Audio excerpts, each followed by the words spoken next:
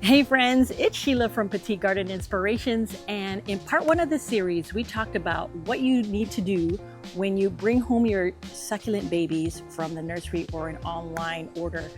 And today in part two we're talking about propagation, the fun part of growing succulents where one plant becomes many, or pretty much as you want it to be. And I'm going to show you and share with you my favorite method of growing the fastest so that we can increase our succulent hoard just a little bit bigger. Let's go.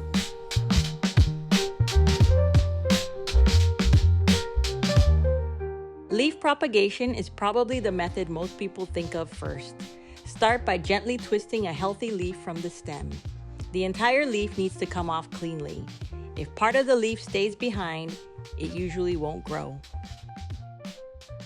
Once removed, place it on top of dry succulent soil, making sure not to bury them. After a few weeks, you'll often see tiny roots and a baby plant begin to form. Quick tip, not every leaf will succeed, and that's completely normal.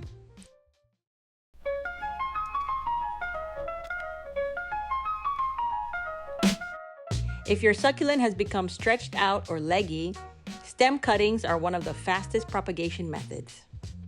Using clean snips, cut a healthy section of stem, remove a few leaves from the bottom, and let the cutting dry for several days or just until the cut end forms a callus. After that, place it into a well-draining cactus or succulent mix. Within a few weeks, new roots should begin forming. Quick tip, this method usually grows much faster than leaf propagation.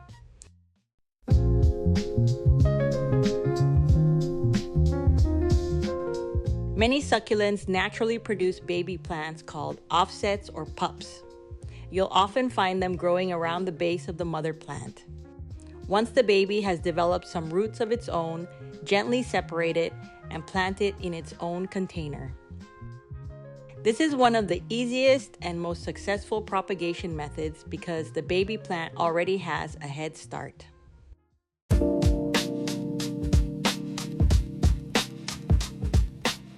Some succulents grow in clusters or large clumps. Instead of taking cuttings, you can divide the entire plant into smaller sections. Carefully remove the plant from its pot and gently separate the root ball into multiple plants.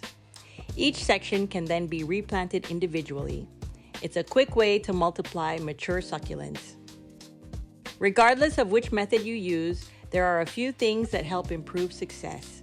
Give new propagations bright, indirect light, avoid overwatering, use well-draining soil, and most importantly, be patient. Some succulents root quickly, while others take weeks or even months. Propagation is one of my favorite parts of growing succulents. It's just so rewarding to see new plants grow from something so small. And I'd love to hear from you and see which method works well for you. Please leave it in the comments. And if you're following along in this series, part 3 is going to be about pest and disease control and what I do to combat them. Thank you for watching. I hope that you found this helpful. I will see you next time in the garden. Bye for now.